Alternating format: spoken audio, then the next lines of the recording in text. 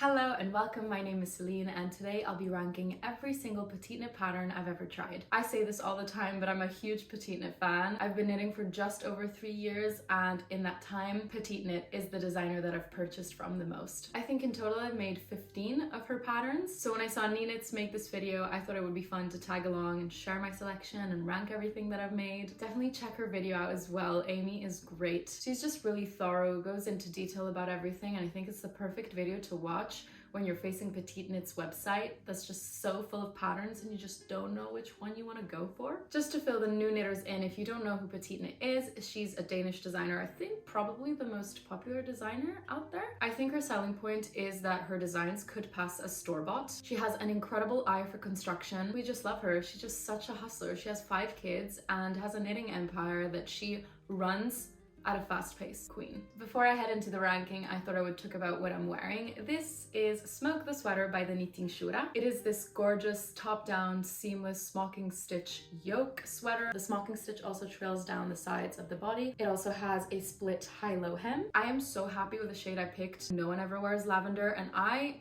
want to just open your eyes and tell you that lavender is absolutely incredible. It's so special and gorgeous, so please consider it. The yarn I used was 2 strands of Drops Kid Silk in the shade 55. Is this yarn itchy? Yes, it is. So that's what I'm wearing. Now let's head into the ranking. I'll be using the same ranking system as Knits, where S is the highest tier. I think it stands for superb, then it goes into ABC, all the way down to F. If I make a comment about something that you maybe really like, just keep in mind that it's only my opinion based on my knitting experience or the difficulties that I faced making a garment. I'm not going to talk that badly about any of these patterns because she's just such a great designer, so I won't be putting anything on the F or E category, spoiler. So I thought I would start strong with my Ingrid sweater. I'm pretty sure she released the Moby and the Ingrid at around the same time, so I feel like the internet split and became either Team Ingrid or Team Moby. Guess what team I'm on? The second I saw this on PetiteKnit, I absolutely fell in love. I waited to make this until I could get my hands on the actual yarn that she used for her sample. This one really got me for the eyelets. I thought they were so dainty and adorable. This sweater is knitted in the type of construction that I have the most fun knitting. You cast on at the top of the back, then pick up at the top to start creating the shoulder panel and shaping the neckline, knitting down to below the armhole and then joining both panels in the round and then carrying on from there. The sleeves are later picked up and worked in the round. All my favorite sweaters are made in this construction because the way the sleeves are set in is just so polished and well tailored. Everyone says the same about the Ingrid, that is just so fun to make because there are so many different sections to look forward to. PetiteKnit does give this a 5-star rating in terms of difficulty. It is definitely more advanced, but it's so much easier than you would imagine. So also it's such a popular pattern that there are so many videos on YouTube, and whatever issue you might encounter, you'll be able to fix just watching tutorials. The only complaint I have about the sweater is the gauge. I think she says it's 20 stitches in the Ingrid stitch pattern. So she basically has you knit up a little square, including all of these different sections, which all cinch in differently. So it's kind of hard to understand how you're meant to measure the gauge. So maybe I just recommend knitting a simple stockinette stitch and measuring your gauge that way. Because of that reason, I messed up my gauge slightly. I knitted a size small, but my final measurements correspond to a size medium, so it ended up being slightly too large, which the sweater already starts out with so many centimeters of positive ease, so I don't necessarily think that I needed the extra room, but whatever, I just wear it and embrace it being an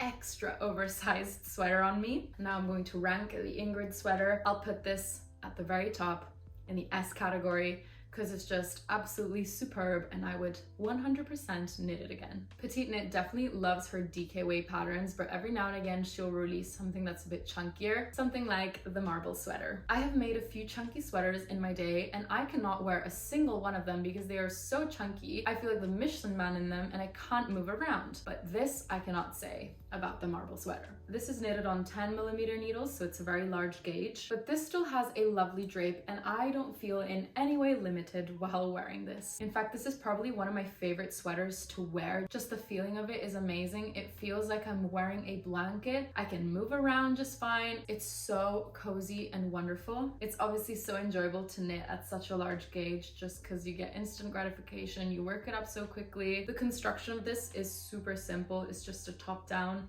seamless raglan sweater with a folded neck edge. I love that you only have to use the 10mm needles for the entire thing. You don't have to size down for the ribbing on the neck, the hem, or the cuffs. So you don't even have to go through the hustle of changing your needles, which is not even a hustle, but it's just that smooth of a process. You don't even have to change your needles. I think the fit is cool. It's quite slouchy, it's nice and oversized. I think the most special thing about it are the sleeves. You don't often see the ribbed cuff knitted on the same size needles as the rest of the arm, which result in this streamlined look. Now, the reason why PetiteKnit calls it a marble sweater, you can't really tell from mine because I just used yarn in my stash. So the look that I obtained was more of a melange situation, and then I also added some random stripy sections. But PetiteKnit made her sample holding some chunky wool strand alongside a hand-dyed fat mohair, and that's exactly what creates the marbled effect, which that's what's so iconic about this design. So as far as the ranking goes, I'll put this in the A tier. It's just one of my favorite sweaters to wear. I guess it doesn't exactly tap into the superb category. At the end of the day, it's just a simple raglan, but it still has to be given a place quite high up because it's just the most great time wearing this. Now, I think it's time to talk about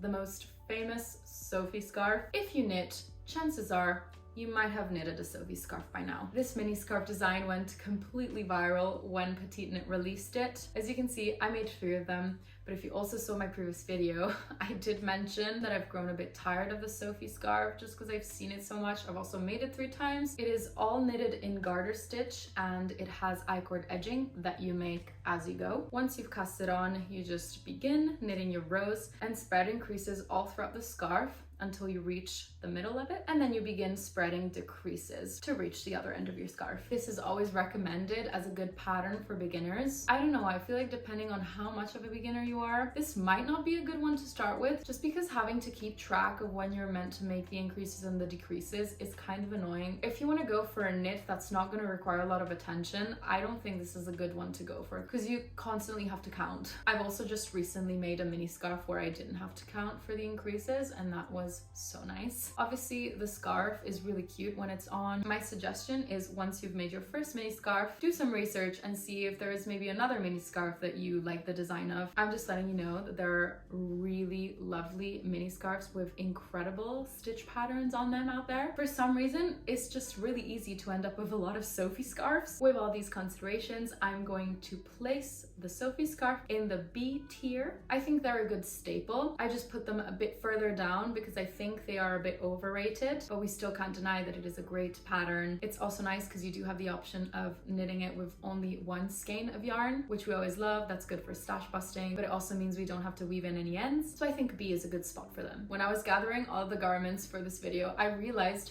how many of the PetiteKnit patterns I've knitted I made as gifts. But this next one I don't have with me because I gifted it to my brother. It's the Hanstholm Sweater. I'm struggling. I feel like there's only like 5 good sweater patterns for men to choose from. Please, if you know of a designer that has a nice selection of patterns for men, let me know in the comments. Anyways, this is another one of PetiteKnit's safe patterns. There's nothing extremely special about it. It's foolproof. It's got that short row shaping that makes the fit a bit more tailored. It's made in a 21 stitch gauge, which is one of the best gauges in my opinion because it can offer more of that store-bought look just because the stitch is a bit smaller. But then at the same time, it's not too small where the sweater is just a nightmare to make. One thing I didn't like about the design is the folded neck edge. I think it sits quite weird. In fact, as soon as I saw it, I didn't like it and I knew that I was going to modify it, and I just knitted it the length that I wanted it, and I didn't fold anything. The bulk that you obtain from the fold on the neck is just not coherent with the fabric on the rest of the sweater, I think. The only thing that happened with my modification on the neck is that it ended up being quite wide, so I had to weave through some elastic so that it could cinch in a bit and just come up higher at the neck. I'm not sure if this would happen with the doubled folded collar. Potentially not, just because the way you fold it and knit it together creates less of a stretch, so then the collar would give in a bit less. So in terms of ranking, I'm going to put the Hanstholm Sweater in the B tier. Once again, it's a very safe pattern to opt for. I wouldn't say it's something that sweeps you off your feet, but it definitely does the job. It gives you what it promises. PetiteKnit is obviously the sweater queen, but she also has a nice selection of accessories. So I made myself her ruffle socks. They're made top down from the cuff to the toe. They have a short row heel, and obviously the main characteristic is this cuff. It's a double folded edge with the ruffle sprouting at the bottom, which I love the construction construction of. It was just surprising to see German short rows being used for something that wasn't short row shaping. I must say it's an absolute nightmare to cast these socks on because you have to cast on like 3 times as many stitches to make the ruffle, and then the first row is so hard to complete because the stitches are so tight. I did not enjoy that part, and it obviously gave me second sock syndrome. Just the idea of casting that ruffle on for the second sock.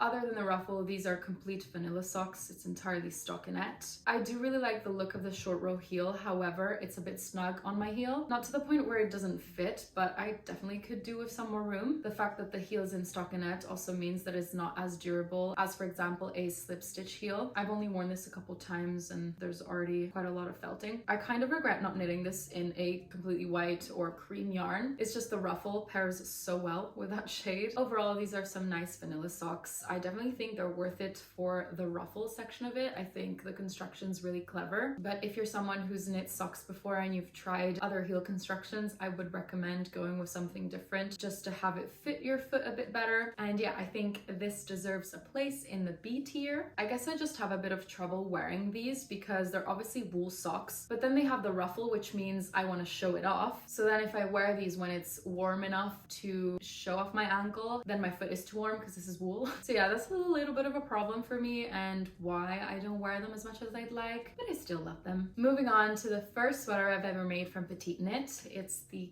Cumulus Blouse. I also made one for my mom so that we can match. I'm in the forest green and she is sage green. This can be somewhat considered similar to other sweaters that I've shown so far because it is a top-down seamless raglan sweater. The difference with this one is obviously the v-neck, which is more of the main feature, and the I-cord edging that finishes it off. It was the first v-neck I ever made, so it was very interesting to learn how that's done. It's got a wonderful amount of positive ease. This is knitted in 2 strands of mohair, and the v-neck means that you don't have to deal with mohair on your neck, which is always good. Even if you don't like the mohair, you can just switch this fiber to something else that you are more compatible with. Just make sure you match the gauge. I've done that before. I've done that for one of the sweaters that I'm going to show you in a bit, and it's just really lovely. It's a good basic to have in the wardrobe. I've seen PetiteKnit wearing the black one, and it is so gorgeous. I wish she would include more instructions as to how to connect the beginning and the end of the I-cord. I guess now I'm wondering if it's in one of the videos of the pattern page, but I don't think so. Please correct me if I'm wrong. I know I keep on saying that all these patterns are quite basic, and you know, just because something looks super simple doesn't mean it shouldn't be given credit for. I feel like it's still hard to crack the code for something basic. At the end of the day, basics are those garments that are just so perfect that they fit with anything. The Cumulus Blouse is just another solid PetiteKnit pattern that I 100% recommend. I feel like I've done a lot of B's, so let's put it in the A. It's also my first PetiteKnit sweater. It kind of does have that sentimental value, and also I've knitted 2 of these. I know the second one wasn't for me, but I would totally knit this again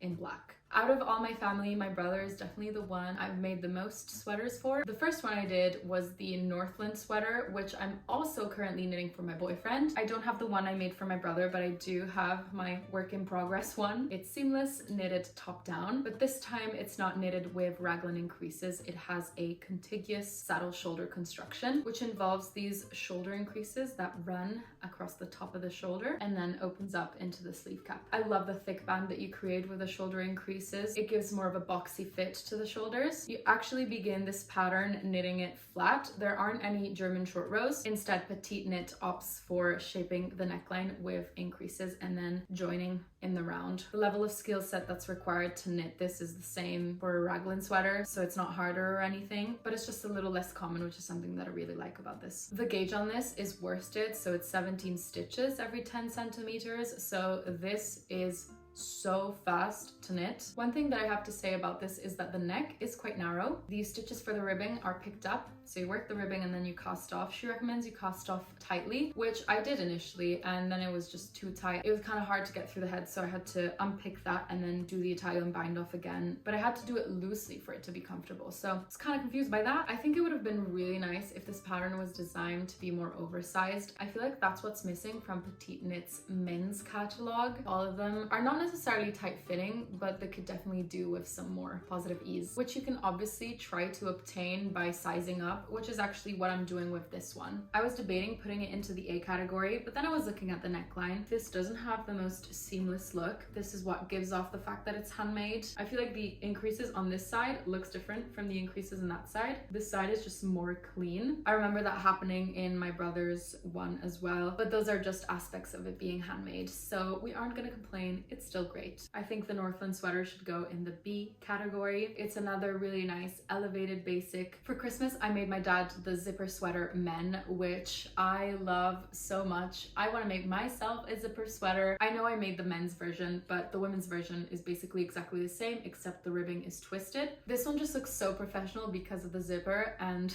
that's the only bit of the sweater I didn't make. I just brought it to a tailor's and she installed it for me because I didn't want to mess it up. Another side of PetiteKnit's business is that she sells accessories in her online shop. I bought the PetiteKnit zipper from her e-commerce site, and I must say it's really high quality zipper. It's metal, it glides really nicely. The zipper sweater pattern comes in 2 weights. The one I went for is the heaviest one, while there's also a lighter version. I think every single person emphasizes on the fact that the heavier zipper sweater is so heavy. I mean, the one I made for my dad was a full-on jacket. I just found that it was a bit of a hard gauge to hit with a single strand, and you could go about it 2 ways. Either you opt for the lighter version of the pattern, or you try to hit the 16 stitches gauge with a lighter weight yarn. So for example, I don't know if it would work, but something like Knitting for Olive Heavy Merino. This is worsted. The average gauge for this is around 18 stitches. I think they recommend working this on 4.5 millimeters, but what you could do, try and see if you can hit gauge by working this on a 5.5. What I loved about this one was the double folded collar. It's so cozy, and I was just very impressed with the construction of where you insert the zipper, where you have to create the different facings. I think it's really well thought out. This is an example of another basic sweater, but then has that extra kick to it that just spices it up and really makes you appreciate the skill set. You can just tell that one day she just got a store-bought zipper sweater and sat down to really understand how it's made. All that being said, I love the zipper sweater. It must go in the A tier. Another PetiteKnit pattern that I made as a gift is Dagmar's blouse. This is a baby knit. It's so cute. It's a top-down seamless raglan sweater. You pick up the stitches to create this beautiful picot edge collar, and also the hem and the cuffs are finished off with picot edging. It's just great to see the attention to detail that PetiteKnit puts into her patterns. Obviously with a baby, they have such a delicate head. You have to be careful when you put a sweater on them. You don't want the neck to be too tight. So for example, this has a keyhole opening at the back of the neck. I think the button situation was the hardest thing for me. With this one, you don't have to sew the button on. You have to make a little ring for the button. I don't think there was a video explaining how to do that, and she didn't explain it in the instructions. So I ended up just sewing on a snap button, which didn't look the most incredible, but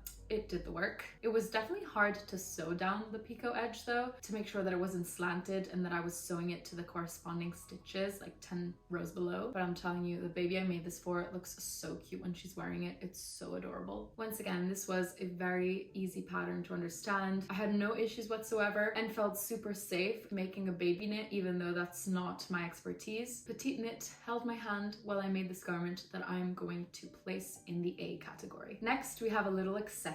It's the penny gloves. These are the only gloves I've ever made, so I don't have much to compare them to. Obviously, they are fingerless, so they're definitely easier than, you know, a full glove. These are so simple. You just basically knit in a tube, except you do some increases, put the stitches on hold for the thumb, work that tube a little more, and then pick up to work a smaller tube for the thumb. The main detail on these gloves is the rolling edge that you obtain by purling the first round. The penny gloves are really nice to wear when you are cold, but you still want to have that mobility in your fingers and you want to be doing stuff, you know, when you're around town and you need your phone, you need to take your wallet out. I think this is a really good design for beginners. Granted, the thumb is a bit fiddly, but I think it's perfect to practice your magic loop, which I hated so much of the time that I knit this on sock needles, so I didn't even have to deal with that. Now I don't mind magic loop, but yeah, I was just thinking that this would be perfect for a beginner because, you know, it's quite a lot of straight stockinette. You have some increases at the thumb, and and then you learn how to put stitches on hold and how to pick them back up. I think that's quite cool. There is some mindless knitting with this one, and because of that, we'll put that into the B tier. I made another baby knit. It's the Anna's Summer Cardigan. The construction of this is very simple. It's a top-down seamless raglan cardigan. The body is knit flat, the sleeves are knit in the round. The key characteristic is the overall eyelet pattern, which PetiteKnit gives you a chart for. I was very surprised to have a lot of trouble with this design.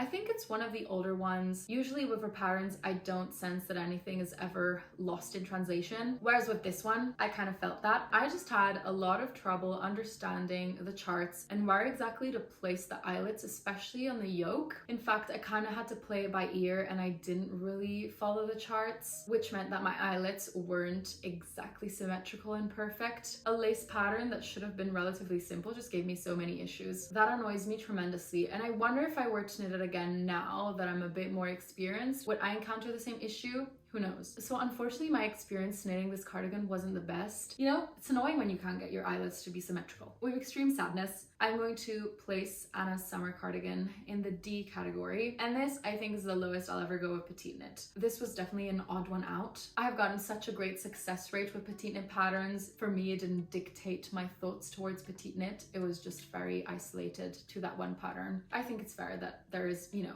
that one pattern that maybe doesn't work as well as the others. I think it's time I moved on to one of my favorite sweaters. It's the Stockholm Sweater. This is hands down my favorite sweater I've ever made because it just straight up looks store-bought. The fit is impeccable. I'm obsessed with a double folded collar. I love the technique that she used of working a couple of rounds in double knitting to create a natural fold. This is a drop shoulder set in sleeve construction where you cast on at the top of the back, pick up for the front panels, knit the rest of the body in the round, and then pick up for the sleeves and work them in the round. This pattern is actually intended for 2 strands of mohair. It's the one that I was mentioning earlier where I just switched the fibers and I used 1 strand of merino and 1 strand of mohair. I just made sure to hit gauge, and following the pattern was exactly the same thing. It is beautiful. I love the fabric that I obtained with this yarn combination. Once again, the attention to detail is unmatched. I was really pleased with the discovery I made when I picked up the stitches for the front panel and the shoulder, where I was told to pick up in between the stitches rather than in the stitches, so that would create a continuous column of the stockinette stitch. There is one complaint I have about this, the sleeves. So I had to make quite a major modification in terms of the width of the sleeves. When I picked the pattern, I hadn't noticed that the sleeves are designed to be super fitted, especially compared to the body, which is quite boxy and roomy. So when I started knitting the sleeves, I noticed how frequent the decreases were, and I ended up realizing that the wrist would have been so tight, and to me that's just not a cool feature when the sleeves just don't match the fit of the body. So I ended up knitting way fewer decreases down the sleeves, to the point where I think my cuff ended up being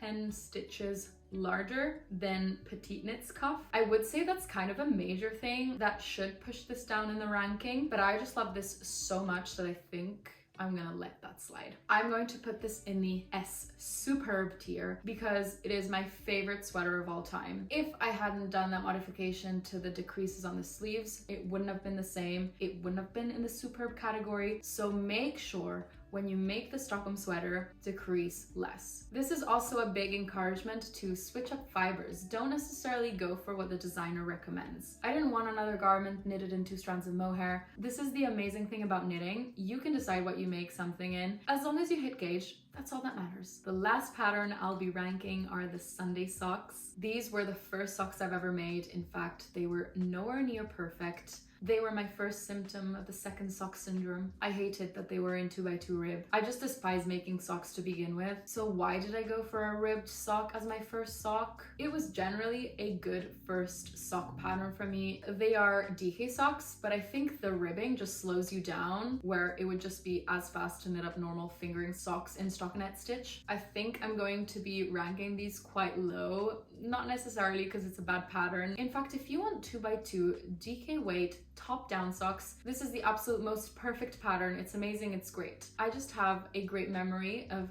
boredom knitting these socks up. So the ranking is really based on my personal experience. I'm gonna give them a C, I think. And just keep in mind that this was a gift, so the only memory I have of them is making them. There's no experience that I had wearing them that could compensate. I just remember knitting the cuff and it being so long. It was like 21 centimeters. It was just like, I just wanted to get to the heel already. But yes, hopefully that helped you out narrowing down the choices if you're thinking about knitting a petite knit pattern. I think she's great. I love her Instagram. I love her captions. I know she writes them in Danish, but make sure you hit the C translation button below the comments so that you can read it and you won't miss out on her cute captions. Let me know what your favorite petite knit pattern is, or let me know who's your favorite knitting or crocheting designer. I'll also leave my Instagram on the screen in case you want to follow my creations more in real time. And as always, I thank you so much for sticking till the end of the video, and I really hope to see you in the next one.